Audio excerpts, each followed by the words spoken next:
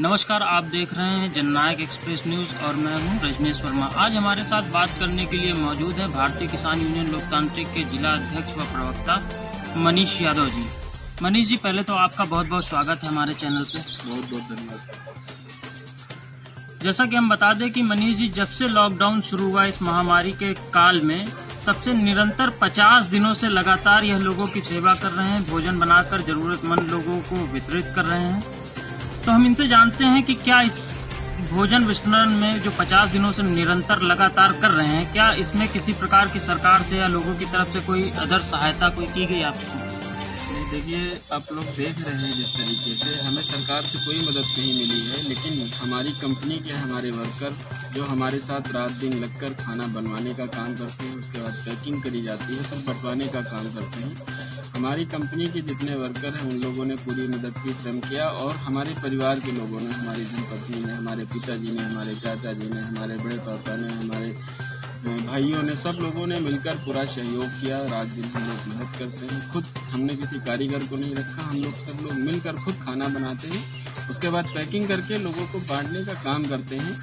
हमने देखा कि यहाँ पर लॉकडाउन के समय जो रिक्शा चलाने वाले थे या जो दिहाड़ी मजदूर थे, उन लोगों को खाने की दिक्कत हुई, तो हमने सोचा यार हम पैसा कभी फिर कमा लिया जाएगा और इस समय हम किसी के अगर काम आ जाएं तो ये अच्छा होगा। तो हम लोगों ने परिवार में बैठ के, अपने पिताजी, हमारी पत्नी, सब लोगों ने आपस में बात की, तो ये तय हुआ कि हम लोगों को भोजन कराएंगे।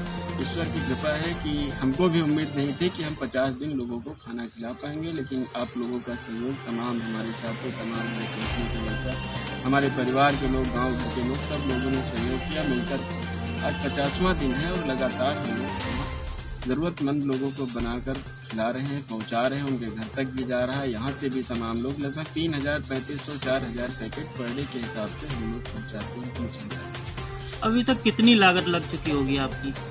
लागत तो हमने जोड़ा नहीं, लेकिन फिर भी लगभग 10 लाख रुपए लगभग खर्च हो गया होगा। 10 लाख से ज़्यादा लगभग खर्च हो गया होगा, लेकिन हम इसको कोई पैसे से इसको नहीं जोड़ा जा सकता। अगर इस समय हम समझ रहे हैं, हर जिम्मेदार नागरिक, सिर्फ हम नहीं, जितने लोगों के पास कुछ व्यवस्थाएं हैं, उनको चाहिए कि आज जब देश पूरे दौर से गुजर रहा है, तो हम सरकारों के भरोसे नहीं बैठ सकते। हम लोगों को आगे निकलकर जो ज़रूरतमंद लोग हैं उनकी मदद करना चाहिए, सहयोग करना चाहिए। और हम समझते हैं मंदिर में दान देने से या अन्य कहीं दान देने से अच्छा है किसी भूखे को खाना खिलाना। अभी इस महामारी के काल को देखते हुए, जैसा कि सभी बिजनेस, सभी धंधे जो है सब बंद हो गए, और जिसको लेकर अभी केंद्र सरकार ने 20 लाख करोड़ रुपए का एक पैकेज घोषित किया है राहत के तौर पे। आप किसानों के लिए इसको किस तरीके से देखते हैं? कैसे ये सहायता कर सकता है? क्या होना चाहिए किसानों के लिए? देखिए, 20 लाख करोड़ रुपए का जो पैकेज देश के प्रधान सेवक ने दिया है, हम समझते हैं इससे गरीब मजदूर किसान का कोई भला होने वाला नहीं है। सिर्फ उन चंद उद्योगपतियों के लिए ये पैकेज जारी किया गया है, जहाँ से कुछ कमीशन के तौर पर कुछ पैसा पार्टियों को और सरकारों को वापस आएगा। उन लोगों को इस पैकेज से लाभ होगा, ना कि गांव के किसान को, गरीब को, मजदूर को कोई लाभ इससे मिलने वाला नहीं है। अभी आपने देखा देश के बड़े 50 डिफाल्टरों को, उद्योगपतियों को, जो देश छोड़कर भाग गए थे, भगोड़े थे, उनका कर्जा 68,702 करोड़ रुपए सरकार ने माफ किए हैं। तो हम समझते हैं सरकार गरीबों की नहीं है, सरकार गरीबों को खत्म करना चाहती है। ये सिर्फ उद्योगपतियों की सरकार है और ये सिर्फ उद्योगपतियों के बारे में सोचते हैं। उन्हीं का ये 20,000 करोड़ जो इन्होंने दावा किया है।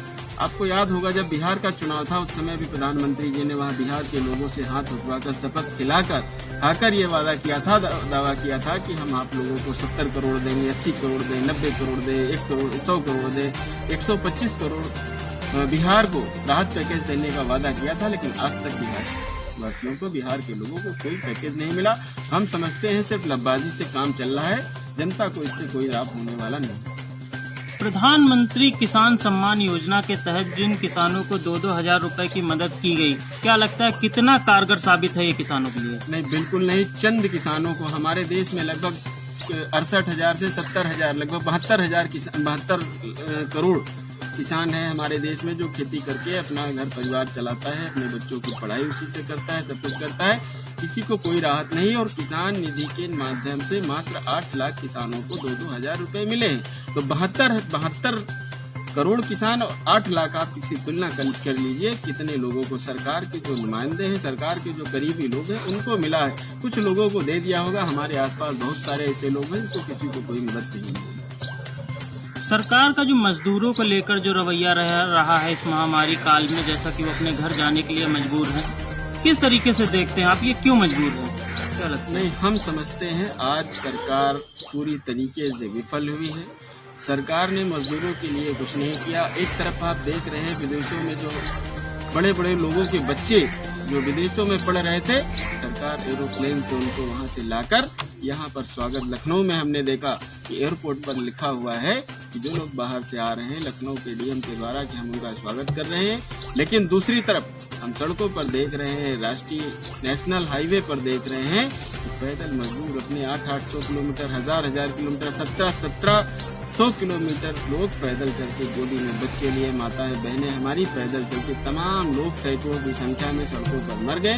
लेकिन सरकार को रहे नहीं, सरकार से बात करती रहे कि आप लोग जहाँ हैं वहीं रहे। आदमी भूखों मर रहा है, कहाँ रहेगा कोई सरकार? पूरे देश में जितनी भी सरकारें हैं, मैं सारी सरकारों से सवाल कर रहा हूँ, किसी सरकार ने मजदूरों के लिए कुछ नहीं किया। और इस राहत पैकेज जो 300 करोड़ रुपए इन्होंने कहा है, मजदूरों के लिए किसी तरीके कोई मजदूरों का फायदा तब होता कि डायरेक्ट ट्रांसफर अगर मजदूरों के खाते में 5000, 7000, 2000, 4000 अगर डायरेक्ट उनके खाते में पैसा आ जाता तो हम समझते हैं कि मजदूरों का कुछ फायदा हुआ है। सिर्फ उद्योगपतियों का फायदा, ये कंपनियों को, उन कंपनी के मालिकों को ये पैसा दे रहे हैं कि वो लोग मजदूरों को पैसा देंगे। हम समझते हैं इससे मजदूरों का कोई भला। मजदूर को जरूरत आज है, न कि अक्टूबर, नवंबर, दिसंबर में। आज वो भूखा मर रहा है, अपने घर आने के लिए उसके पास पैसे नहीं है। हम लोग सोशल मीडिया पर तमाम टीवी चैनलों के माध्यम से जो चीजें सड़कों पर देख रहे हैं, और हमारे लोग तो खाना लेकर जा रहे हैं जगह जगह, जो स्थिति है हम उसको बयान नहीं कर सकते। इस मामले में हम सरकार की घोर निंदा करते हैं और सरकार इस मजदूरों के मामले में पूरी तरीके से विफल है।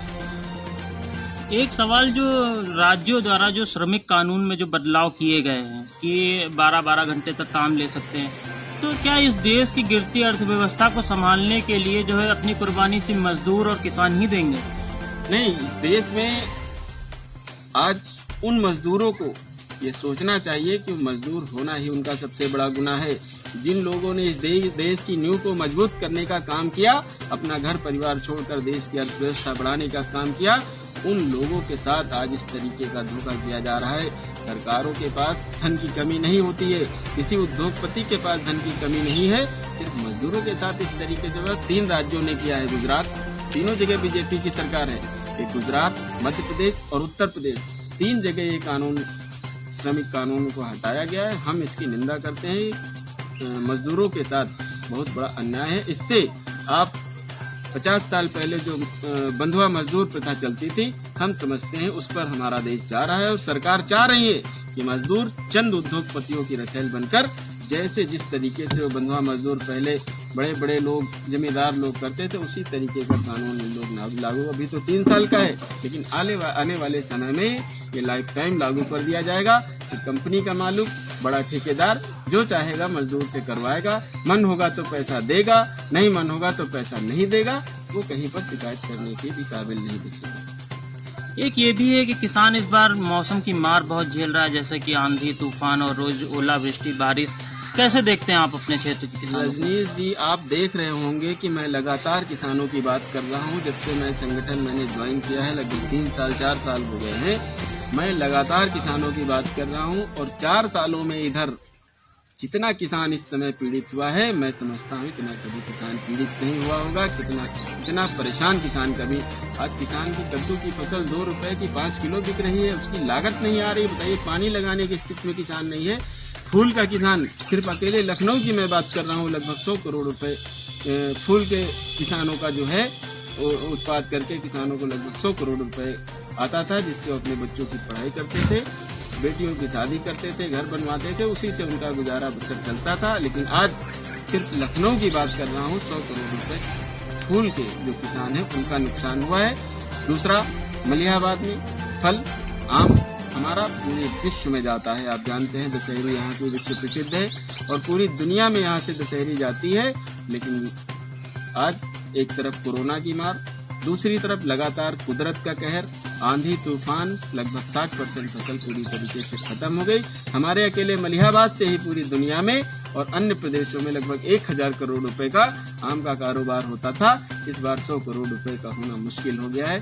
जिन लोगों ने किसानों ने उधार दवा ली थी, दुकानदारों से कर्ज लेकर, बैंकों से, साहूकारों से ब्याज पर पैसा लेकर फसल धुलाई और तैयार की थी, उनका आज बुरा हाल है और वो खुदकुशी करने की स्थिति में है। आज आंधी आती है तो उनके घरों में चूल्हे नहीं जलते हैं कि कल क्या होगा। अभी जो 3 दिन पहले आंधी आई है, 5 रुपए, 10 रुपए, 15 रुपए पसेरी आम बिक रहा है।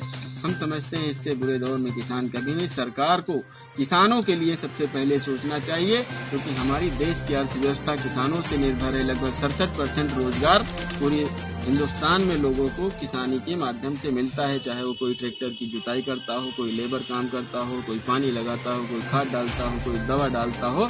67% लोगों को देश में रोजगार खेती किसानी के माध्यम से मिलता है। लेकिन सरकारों ने, किसी भी सरकार ने, हम सिर्फ इस सरकार की बात नहीं कर रहे हैं, किसी भी सरकार ने, आप लाल बहादुर शास्त्री जी और चौधरी चरण सिंह जी को छोड़ दीजिए, तो मैं समझता हूँ किसी भी सरकार ने किसानों की तरफ ध्यान आकर्षित करने का काम नहीं किया है।